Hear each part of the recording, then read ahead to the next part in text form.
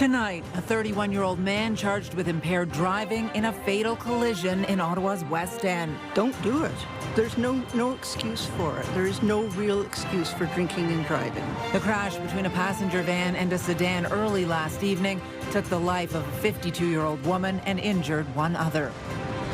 Fundraising for those affected by the economic and energy crisis in Cuba. Now they're focusing more like sending solar panels, because this is one of the best ways to, find energy, solar energy, right? One Ottawa man doing what he can to help family and friends in the island nation. And reaching some 10 million listeners. So we're never going to be the 51st state. And I just wish he'd knock that off. The leader of the Conservative Party sits down with American podcaster Joe Rogan to talk tariffs and, quote, harness the goodwill of the American people.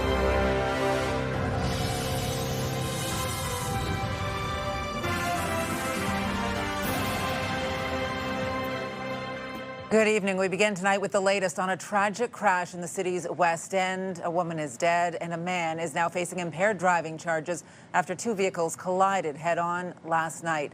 It happened on Carling Avenue near Ullswater Drive around 7:15 p.m. CTV's Katie Griffin is here with the details. Katie. Patricia, the allegations haven't been tested in court. Both police and Mothers Against Drunk Driving say this tragedy was preventable. This is the aftermath of a deadly head-on crash police say was caused by an alleged impaired driver. The officers on scene suspected that the driver had alcohol in their body. They made a roadside demand, and that driver failed the roadside and therefore was arrested. Emergency crews responded to the collision on Carling Avenue just after 7 o'clock Wednesday night. A 52-year-old woman was pronounced dead at the scene. 31-year-old Vicente Ramos has been charged with impaired operation of a vehicle causing death and dangerous operation causing death. None of the allegations have been tested in court. Ottawa police say 139 people have been charged with impaired driving offenses in the first 2 months of the year. It's a reminder of just how dangerous it is to drink and drive and how foolish it is. And quite frankly, in the city, how unnecessary it is. Valerie Keys is the president of the Ottawa chapter of Mothers Against Drunk Driving. This is so unnecessary. It's a heartbreak for a family. It's a long-term heartbreak. It just won't be over by the time the court case is finished. Impaired driving is preventable.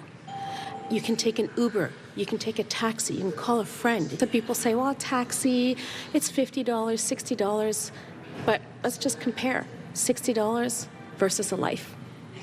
It's not even comparable. From MAD, a clear message. Don't do it. There's no excuse for it.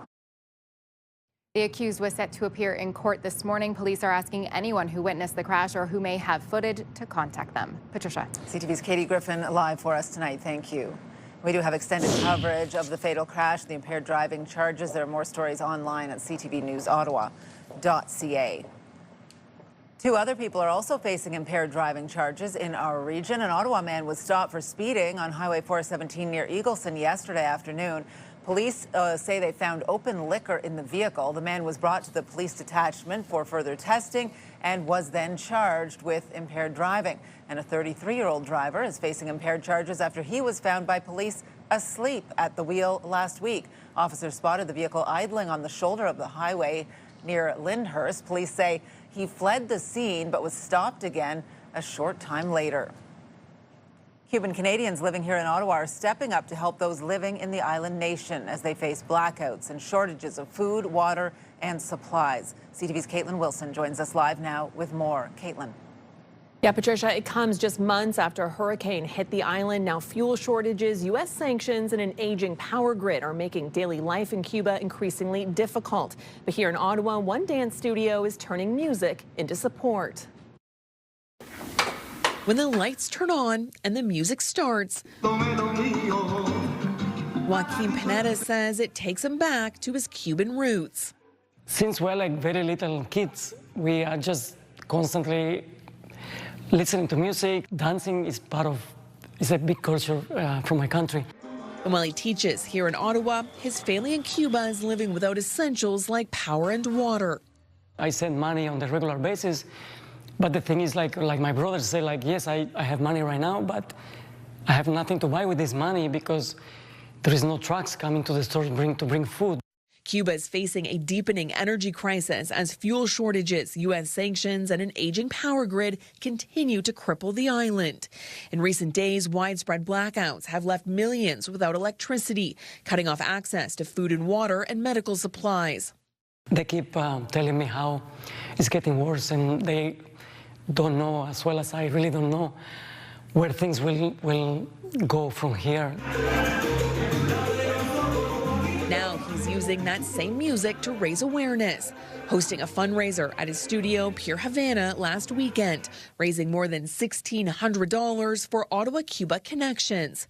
It's basically a volunteer organization. Now they're focusing more like sending solar panels, because this is one of the best ways to, find energy, solar energy. International aid is also starting to arrive, including medical supplies and equipment aimed at restoring basic services. That's really, we're talking about solar-powered medical equipment, for example, right, to get the water system operational again for the most affected population. So some really essential life-saving humanitarian assistance is the focus of the Red Cross. But here on this dance floor, every step is about giving back. And Canada has also pledged an additional $8 million on top of its existing support. Officials in Cuba and the U.S. have held talks recently, but few details have been released. Patricia? CTV's Caitlin Wilson live for us tonight. Thank you. Well, it is the latest blow to the confidence of small business owners. Those for whom fuel is a big budget item are seeing costs rise way beyond anticipated as gas prices continue to surge. A new report shows many owners are feeling the strain, but what is an obstacle for so many is actually a boon for another. CTV's Kimberly Fowler has more on the report tonight. Kimberly. Well, Patricia, according to the Canadian Federation of Independent Business, confidence has dropped to one of its lowest points in recent months. Overall costs, the conflict in the Middle East, and the rapid price jumps in fuel continue to eat into business owners' profits. But we spoke with one CEO who's not feeling the pinch just yet. Small businesses across Canada are feeling the pressure once again. It happens for a reason, and we're a problem-solving company. As gas prices go up, many small businesses are worried about their bottom line, but Ottawa-based delivery business Trexity is bucking the trend. The first thing we're seeing within this first 2 weeks is more and more consumers wanting to drive less, and then leaning on their favorite retailers to say, send it to me. Demand for Trexity services is up, offsetting the fuel costs for now, but their CEO not ruling out a fuel surcharge if prices continue to go up. It's only been 2 weeks, and what we're seeing is the increase in volume is allowing the couriers to make more money. So we really don't, it's a fair trade-off. We're going to monitor this closely. And if we have to reincorporate the fuel surcharge to bring that back, we will. A report from the Canadian Federation of Independent Business says rising costs, including fuel, are making it harder to stay afloat. As cost of transportation goes up, that means the cost of the input product is eventually passed down to the small business owner, who can only absorb it for so long until they themselves have to pass it down to their customers. The CFIB report shows nearly 6 in 10 small businesses are concerned about rising energy costs, and when costs go up, something's got to give. Canadian businesses aren't pushing the panic button just yet, but with the uncertainty of the war in Iran, there's no telling if or when gas prices will go down. And the rising cost of gas isn't just hitting small businesses. Everyone is feeling it at the pumps. Ridiculous. We have our own energy. We shouldn't be paying $1.70 a liter. Yeah, well, that's the way it is, You have to live with it. I can't control gas prices or what happens in the streets in Iran and whatnot, whatever's happening over there. Oh, this is ridiculous. But, we know the circumstances, right? So. While businesses brace for a tougher road ahead, the rising cost of gas could hit the Ottawa Police Service. Its 2026 budget was built around fuel being at $1.42 a litre, and the City of Ottawa says it hedged its fuel budget for city services and OC Transpo to account for volatility in the market. Patricia. A lot of vehicles out there. All right, CTV's Kimberly Fowler live for us tonight. Thank you. Still ahead, what's the secret in Finland? We talked to their ambassador after that country took top spot in the World Happiness Report for the 9th year in a row. As Canadians fall to a sad 25th, that story coming up. Well, here's a live look through our Centennial Glass sky cam. 1 degree out there right now. We are under a special weather statement warning of a snowstorm tomorrow. on the first day of spring. Isn't that poetic? And we had some snow and maybe a little bit of rain today as well. Jackie, inside at the Canadian Museum of Nature with more on what we can expect tonight.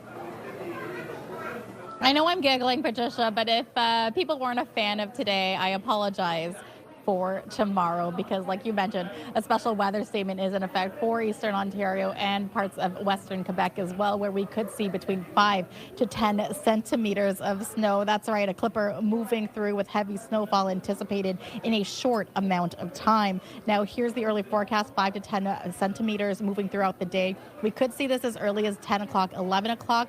The good news is that we are getting to a daytime high of 1 degree, but again, the key time between 10 o'clock, maybe earlier for some parts of Eastern Ontario until probably 3, 4 o'clock. That's when we will see the chunk of the snow moving through. The good news is by Friday evening, we could see some clouds moving through. We will get a closer look at this as well as your long-term forecast in just a bit. And of course, what's March break without a visit to the Canadian Nature Museum? And we are hanging out here all day or this evening, and we will explore a new exhibit as well. We'll have those details for you in just a bit.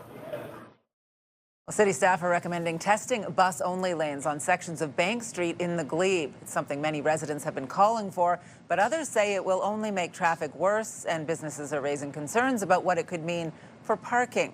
A new report suggests a pilot project that would see bus-only lanes on sections of the street during morning and afternoon rush hours, and 4 smaller permanent bus lane segments on a stretch of Bank, all between Highway 417 and the Rideau Canal. CTV's Natalie Van Roy has the details.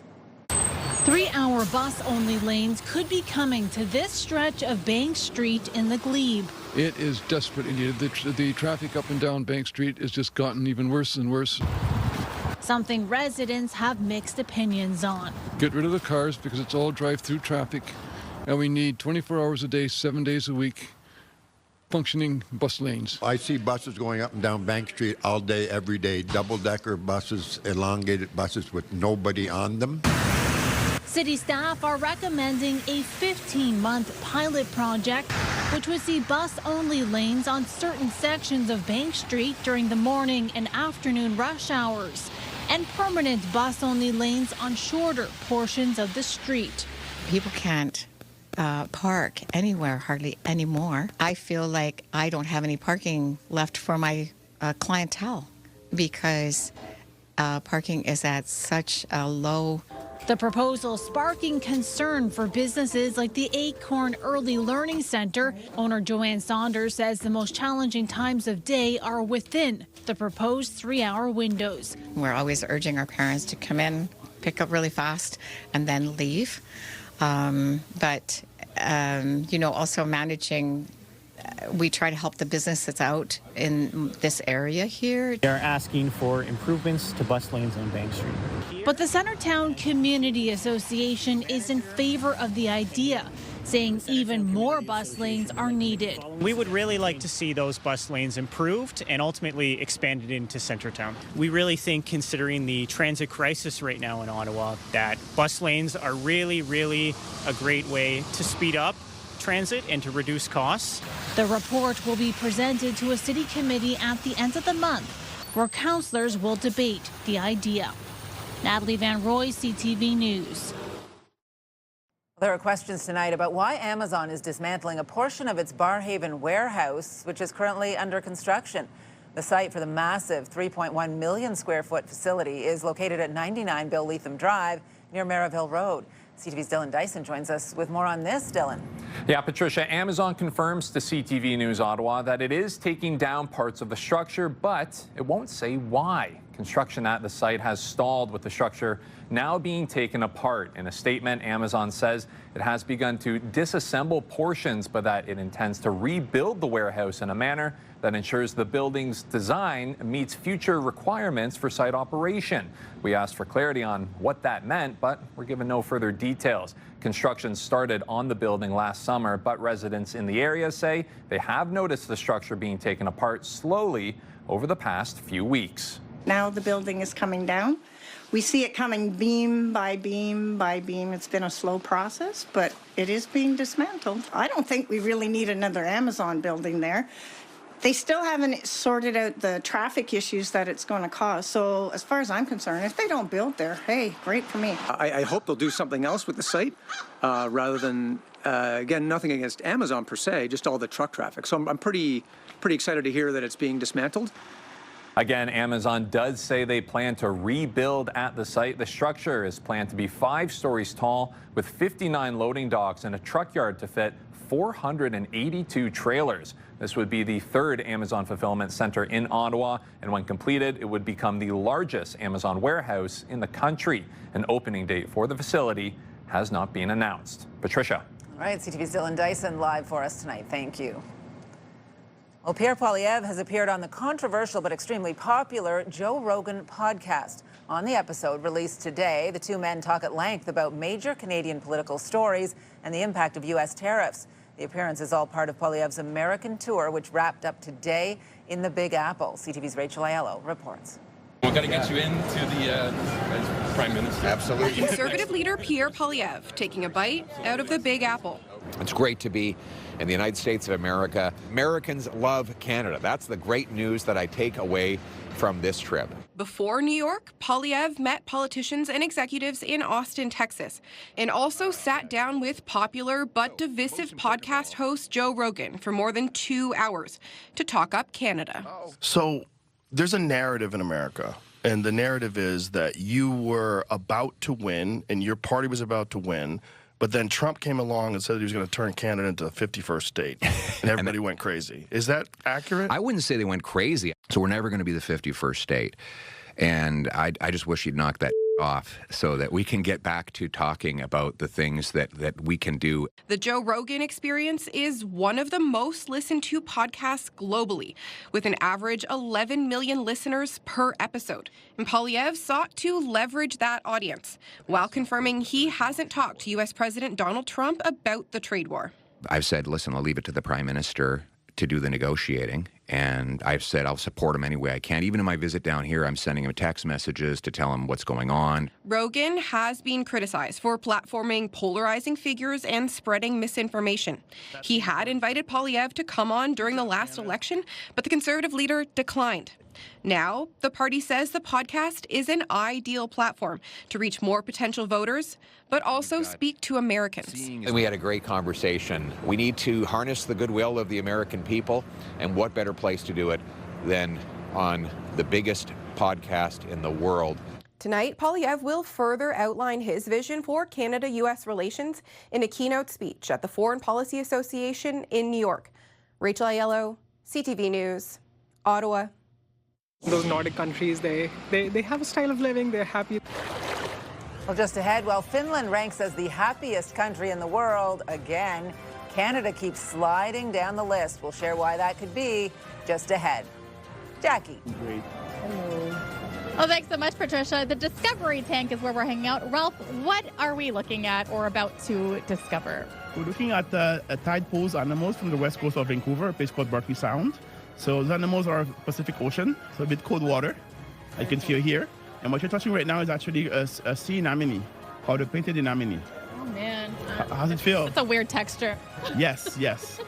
You feel a bit sticking to your fingers. Yeah. And it's because actually they're trying to sting your finger, thinking you're a small fish. Okay, we're going to remove that hand from there. Let's go to a live look through our Centennial Glass Sky Cam, where it's 1 degree. And again, still a little bit of light flurries moving through downtown Ottawa. It should clear for the evening, but then we'll see a blast of snow move through eastern Ontario tomorrow. Today's snow report brought to you by Mont Cascade, only 20 minutes from Ottawa. Well, here are today's snow report conditions at Mont Cascade. Seeing 4 of 8 lifts open and 15 runs available. And elsewhere in our region, 3 lifts at Calabogie, 21 runs, all 4 lifts at Borlage and 14 runs, 5 of 7 lifts at Camp Fortune, 17 runs. Watch out for Tyler Fleming doing a backflip out there on occasion, and 2 of 5 lifts at Edelweiss, 21 runs available. Your best runs begin at Mont Cascade. Large learning area, varied terrain. We've got everything you need to improve your skills. High quality rentals, great instructors, and fun times. Come join us at Mont Cascade. Did you see Tyler's backflip? I didn't. Oh, well, you'll have to look. It's online. Very impressive. Very cool. And maybe not actually him. Every Thursday, we want to put the spotlight on 3 good things happening in our city. And today you can eat ice cream guilt-free because it will help raise money for an important cause. Thank you.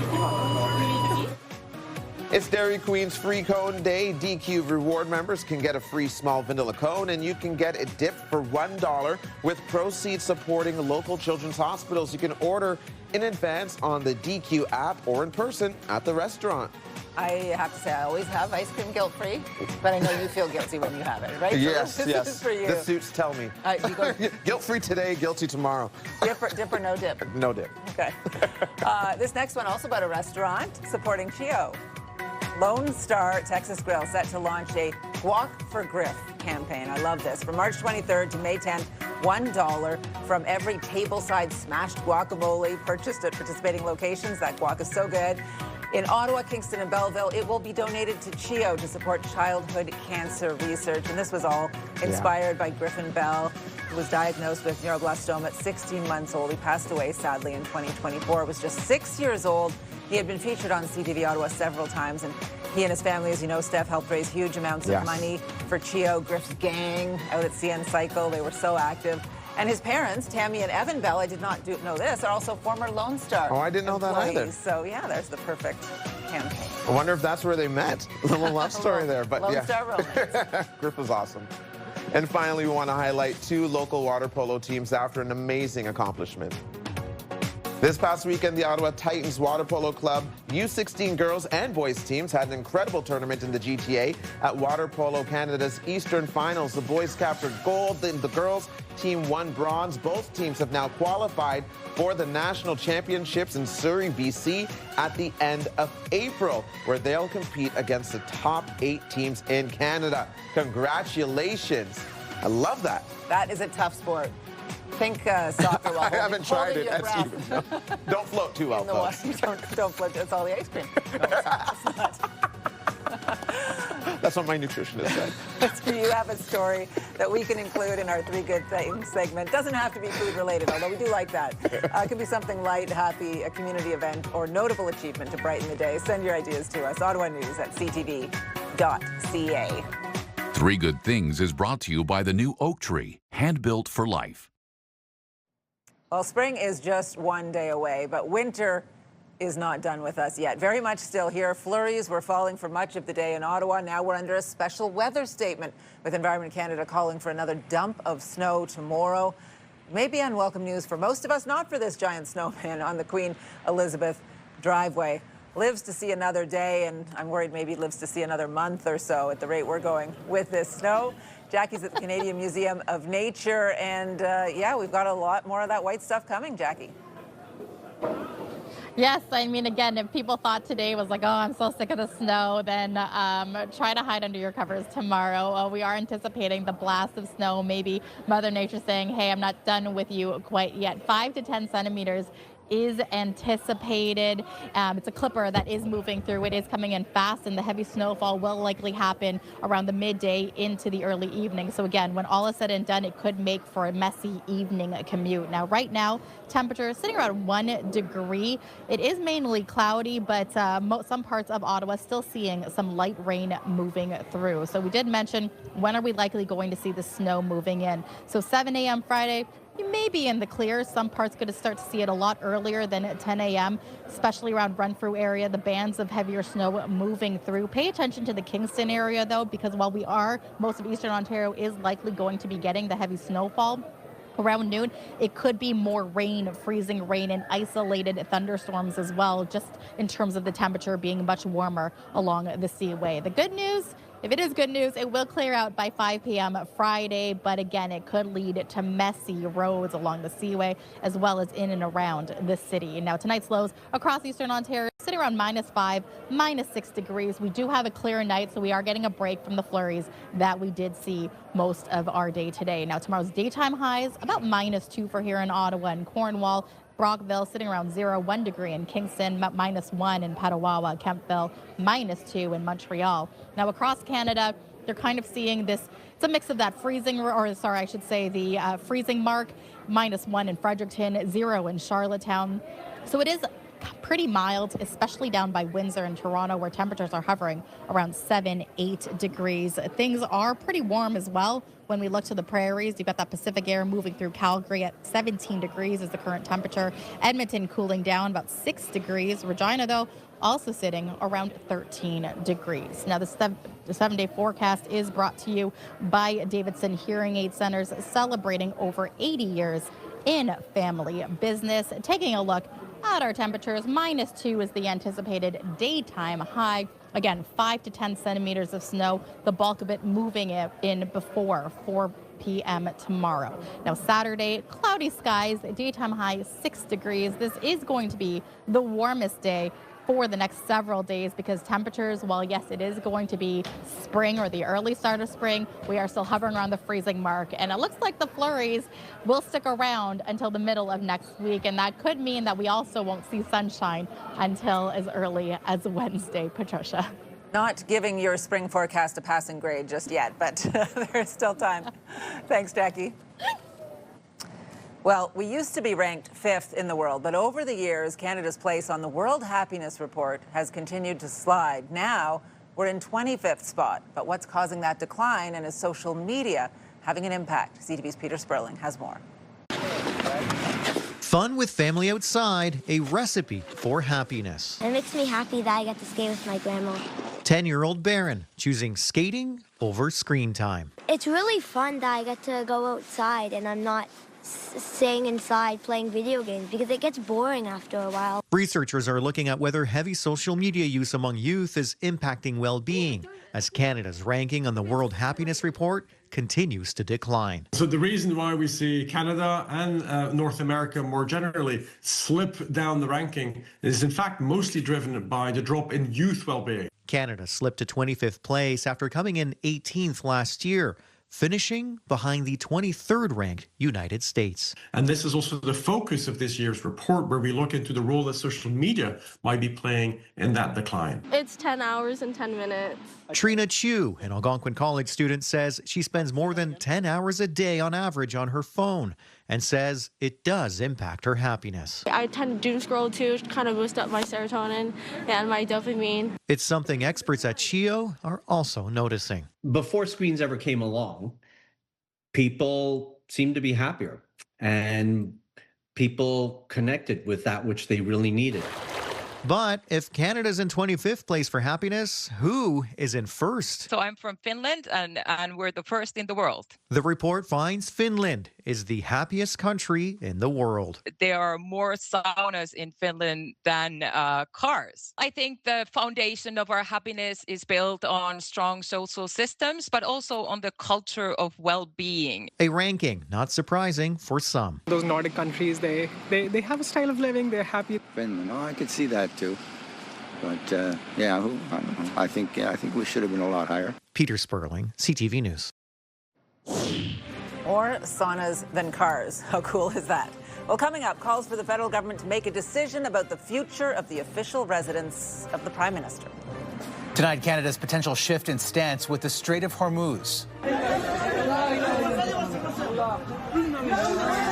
How Iran is amping up attacks across the Gulf and what it means for energy prices.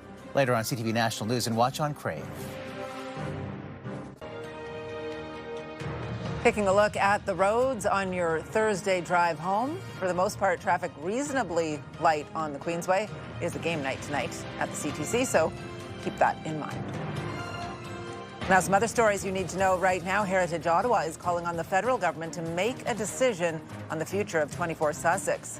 No Prime Minister has lived at the official residence since 2015. Work began a few years ago to address several serious health and safety issues, including removing obsolete heating and electrical systems and dealing with a rodent infestation. That work is complete, but the NCC estimates it would cost at least $36 million to restore the building to good condition. The NCC says it has presented options for the future of 24 Sussex to the government and is awaiting a decision. Heritage Ottawa says it would like the property to remain the official residence of the Prime Minister. The Ottawa Police Service says it has a multi-million-dollar hole in its budget, partly because the federal government will not reimburse the costs of policing demonstrations related to the Israel-Palestinian conflict. The service ran a nearly $29 million deficit last year, which includes a $6.5 million shortfall in funding from the federal government. The government does have a program to reimburse Ottawa police, but the service was told demonstrations tied to the Gaza conflict are not eligible. Patricia to Chabot. All kinds of traffic in front. Giroux has got it. Towards the net. Tip scores. The Sens were on the road in Washington last night, but that sadly was their only goal of the game. The Capitals taking the win with a final score 4-1. The Sens are back home hosting the Islanders tonight. It's a 7 p.m. game. You can catch it on TSN and TSN 1200. Man, I think she was anticipating maybe a wraparound there and was defending low and deep. And they score again! And certainly not the outcome the Ottawa Charge were hoping for on the road last night in Minnesota. They were shut out by the Frost, 5-0. The Charge play next on Sunday against Montreal. The game is in Winnipeg on the PWHL Takeover Tour.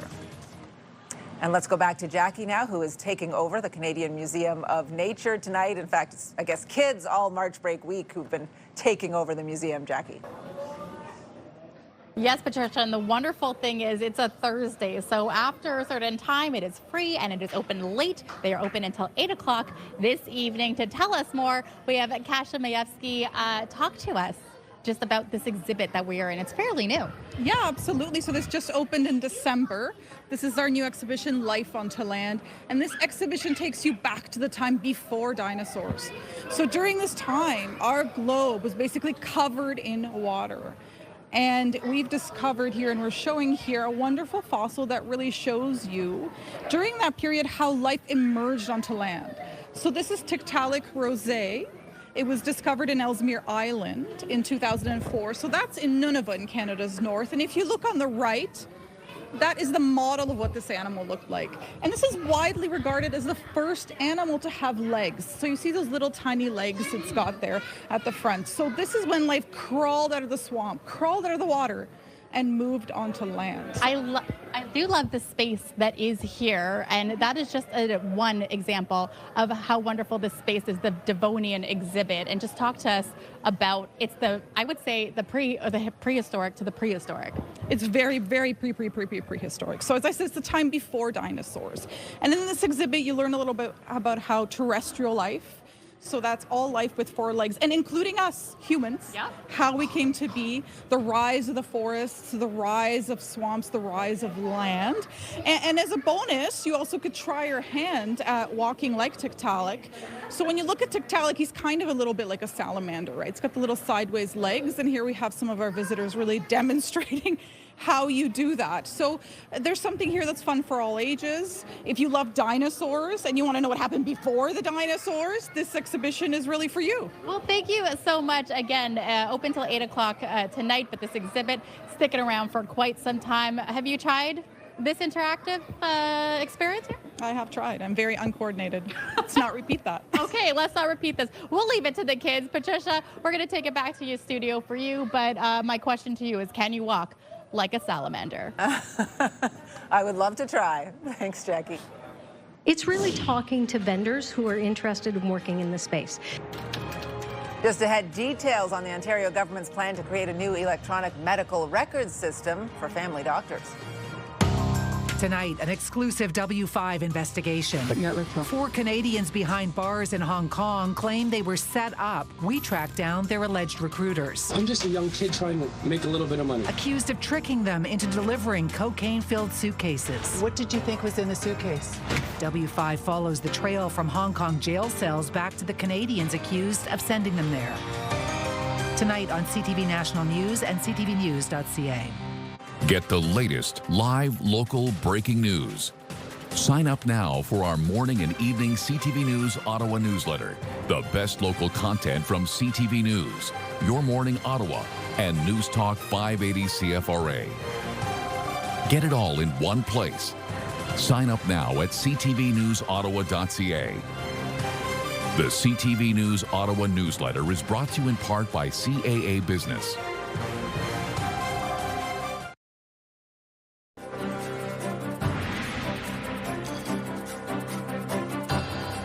Well, the province is working to update its medical records system, all part of an effort to improve primary care for patients across Ontario. CTV's Queen's Park Bureau Chief Siobhan Morris has the details. It's the sound of each visit to a new doctor, answers to all the questions you've been asked as a patient before. The province wants to end all that. Advancing a new province-wide primary care medical record system.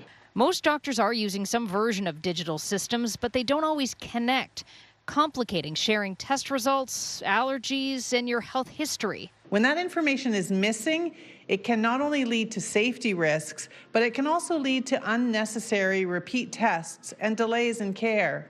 If this sounds familiar, it's because it is. The Liberals started the ball rolling on a digital health system, e-health, in the early aughts. By 2009, $1 billion was out the door with little to show for it, and the then health minister was forced to resign. By 2016, Ontario had spent $8 billion on digital records. Well, the current health minister hopes to avoid those blunders through a market sounding exercise. It's really talking to vendors who are interested in working in the space. So do you have the capacity to do this work? Show us what that would look like and how do they talk together when we have multiple systems. The Liberal health critic and former ER doctor skeptical after a data breach at Ontario Health at Home. We are still reeling from the fact that this government was shaken down by criminals for a ransom that was paid with taxpayer dollars. And the government is now asking us to trust them again. This process is really just beginning. There's no timeline to bring this digital record system online and no price tag attached to it. There is new money coming for primary care in the provincial budget next week. An additional $325 million to further expand primary care and connect everyone in Ontario to a family doctor or primary care team by 2029. While the opposition says that's an admirable goal. What happens when your family doctor retires or closes their practice or moves somewhere else? Lennox wants a plan to keep patients attached to doctors. Not just, one time so we can announce it before an election year. Siobhan Morris, CTV News. Just ahead, a look at some of the events happening this March break weekend with our iHeartRadio Weekender. This is your United Way Minute. Second Stage Housing Program is a transitional housing program at Lanark County Interval House that aims to support women for up to 18 months after leaving an abusive situation. From day one, felt accepted, felt heard and validated within my concerns, within my family situation and the abuse that I was enduring. My son and I entered the program with 2 suitcases, one for him, one for me. Having access to safety, security, and affordable housing really made a huge difference for me. The United Way allows the Second Stage Housing Program to be present in Lanark County. This allows women and children to get a stepping stone to their future, and without the United Way, we wouldn't have that for them. The mental focus that I put towards healing myself in this program was huge. I'm mentally stronger moving forward for sure. Help provide safety, security, and a bright future for families in rural communities. Donate today at unitedwayeo.ca or call 613-228-6700.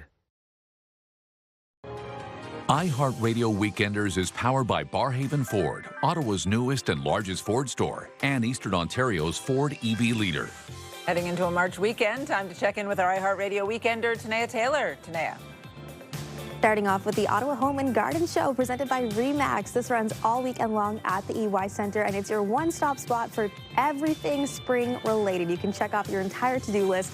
Great chance to get help, advice, or inspiration for any home renovation or gardening projects too. Next on the list today is for the country music lovers. Dylan Scott will be at the Hard Rock Casino on his Till I Can't, I Will tour, playing all of his hits and lots of new ones on Saturday night. If you're looking for a date night or a friend's night out, this is definitely going to be a really fun show. Plus, if you haven't checked out the new Hard Rock live music venue yet, it's your chance to do that too.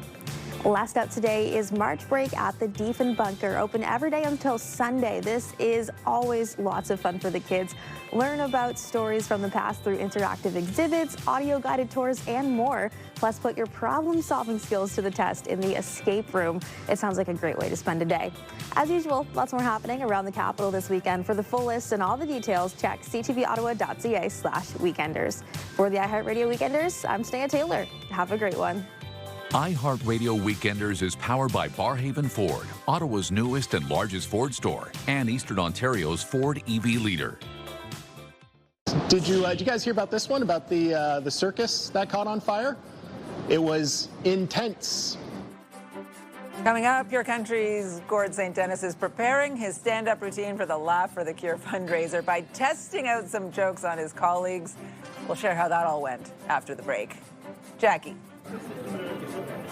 Well, thanks so much, Patricia. We're back at the Discovery Tank. Leia, I see a sea urchin here. Yes, just right here. Would you like to see it a little bit closer? Let's get up close and personal with this.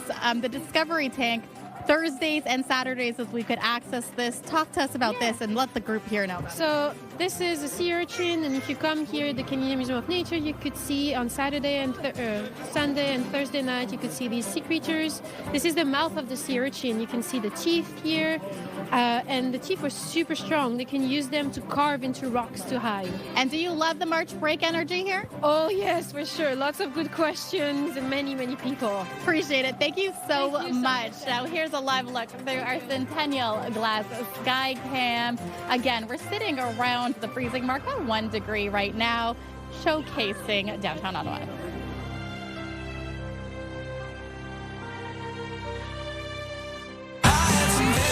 Pure Country 94. Ottawa's home for the best country music. Listen for your chance to win $50,000 with Pure Country's big $50K payday. Tomorrow on CTV Your Morning Ottawa, Avery Haynes shares a W5 exclusive investigation that uncovers an international crime syndicate luring Canadians. Wake up the right way with Your Morning Ottawa starting at 6. Hairstyles, courtesy of Salon Fiorella. Here's what's on CTV tonight. E-Talk, The Big Bang Theory, Next Level Chef, 911 Nashville, and Grey's Anatomy. And back to the Museum of Nature tonight, where it's free for a final check on the weather. Jackie? Well, thanks so much, Patricia. Again, we are anticipating heavy snowfall moving through on the first day of spring tomorrow morning, waking up. Mainly cloudy skies, but some parts could start to see the light snow moving in. -5 to start things off, feeling more like -12. Again, we are anticipating 5 to 10 centimeters of snow, the bulk of this happening in the middle of the day, so it could leave for a messy evening commute. -2 is the daytime high. Saturday, warming up to 6 degrees, cloudy skies, so we will get a break from the precipitation rolling in. But we'll get more unsettling weather for Sunday with chances of snow, rain moving through, flurries moving in Monday, Tuesday. It won't be till Wednesday. We will see perhaps some sunshine for, I would imagine, the first week of spring. Fingers crossed. We'll take it back to you guys in studio. All right. Thank you, Jackie. Did you dinosaur exhibit as a kid? Oh, yeah. Yeah. Now we are the dinosaurs, sadly. We want to check in and see what our team is working on for tonight. Stefan Keys will be with you on the desk tonight at 11:30. Steph? I sure will, Patricia. And with tomorrow being the first day of spring, police in this province are issuing a widespread seasonal warning, and one that's being sparked by what took place this winter. Authorities say there were so many cases of fraud over the winter that investigators and police bodies are now coming together and issuing warnings about aggressive contractors. Now, we know that after winter, some look to do home renovations or look to upgrade the look of their home if they plan to put it on the market. But police do believe there will be more scammers on foot going door to door offering fraudulent services, and they want you to be careful. That story and more tonight at 11:30. Patricia. All right, Steph, thank you. And finally, for us tonight, the Laugh for the Cure fundraiser. It's a great one. It's just a week away. It's local business leaders, community leaders. They all take the stage, try their hand at stand-up comedy, all to raise money for the Ottawa Cancer Foundation. Very brave of them. One of our own, Pure Country's Gord St. Dennis, will be performing, and he's practicing his jokes on all of his colleagues ahead of the big night. What kind of overalls does Super Mario wear? Denim, denim, denim. Oh, boy. Oh, no. Okay. See you later, Mike. He was losing them. I was waiting to see if the next one was better, but apparently not. When they're actually getting up and leaving, not good. Still a little bit of work to do before the event. It will be held at the Westin Hotel on March 26th. Now, Gord has a goal of raising $10,000. You can make donations now on the Ottawa Cancer Foundation's website. I can tell you, he is a very funny guy. It's going to be a whole lot better than that. And everyone in there wants you to succeed, so no one's getting up and... It really is a wonderful event. Yeah. I've never done it. I don't think I would. You're more of a fighter than a... I will get punched in the face for the Cancer Foundation, but I won't do stand-up. That was that fight for the cure, to be clear, not when you were trying your jokes in front of the crowd. Also a great event, but I will never do that one. That is our show for tonight. Thank you so much for being here. Have a good evening. We'll see you back to wrap the week tomorrow at 6 o'clock. Steph and Keys here at 11:30 before that. Happy spring.